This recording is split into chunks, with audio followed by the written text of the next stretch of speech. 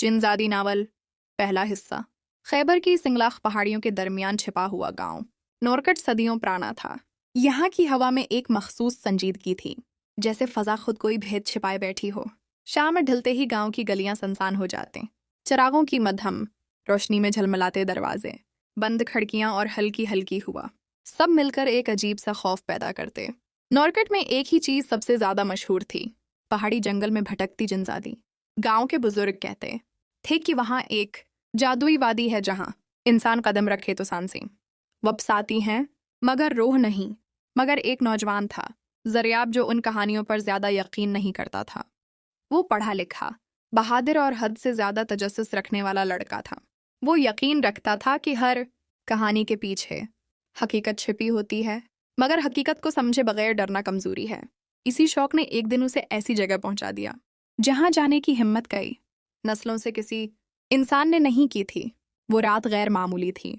आसमान पर बादल थे, लेकिन फिर भी पहाड़ी की चोटी से आती नीली रोशनी साफ दिखाई दे रही थी, जैसे कोई आसमानी शाला धीरे धीरे धड़क रहा हो। ज़रियाब ने दिल ही दिल में सोचा, ये रोशनी या तो फितरी नहीं या किसी ताकत की अलामत है। माँ ने उसे बहुत समझाया, मगर ज़रियाब की जस्तजू ने उसे जंगल के रास्ते पर चलने पर मजबूर कर दिया। पहाड़ी रास्ता खशक पत्तों से भरा हुआ था, कदमों की आवाज़ गूंजती और फिर कहीं गुम हो जाती। चंद कदम आगे जाने के बाद अचानक ठंडी हवा का झोंका आया और उसके साथ ही एक नाजुक, निस्वानी मगर गैर इंसानी आवाज़ गूंजी, इंसान फौरन वापस मुड़ जाओ। ज़रियाब का दिल एक लम्हे को कांपा, मगर खौफ से ज्यादा हैरत थी। उसने कदम सुस्त किए मगर रखने से इनकार कर दिया। आवाज़ दोबारा आई, अब के ज्यादा करीब, ये वादी तुम्हारी नहीं, ये हद पार ना करो। ज़रियाब ने बुलंद होते दिल की धड़कन को दबाया। इसने बादलों की रोशनी में हाथों से शाखें हटाएं और आगे बढ़ा। जंगल एकदम खला और वो एक ऐसी वादी में पहुंच गया जिसे देखकर उसकी सांसें रख गईं।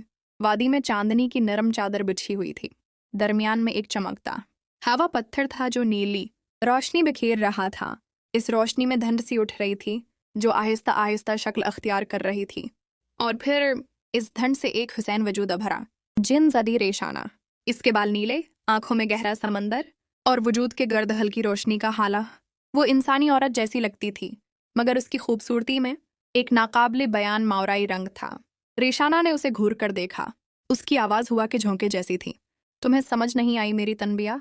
ये जगह इंसानों के आने की नहीं। ज़रियाब ने बहादुरी से जवाब दिया, मैं नुकसान पहुंचाने नहीं आया, सिर्फ ये जानने आया कि ये रोशनी क्यों है।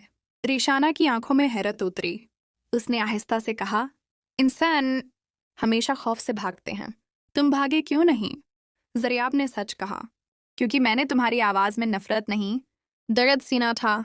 ये जमला सुनते ही पहली बार जिनज़ादी के चेहरे पर एक हल्की उदास सी मुस्कुराहट आई। वो चंद लम्हे खामोश रही, फिर बोली, मेरा नाम रेशाना है और ये वादी मेरा कैद खाना भी है और मेरा घर भी। ज़रियाब ने पहली बार जाना कि ये रोशनी सिर्फ जादू नहीं, ये एक कैदी दिल की फरियाद थी।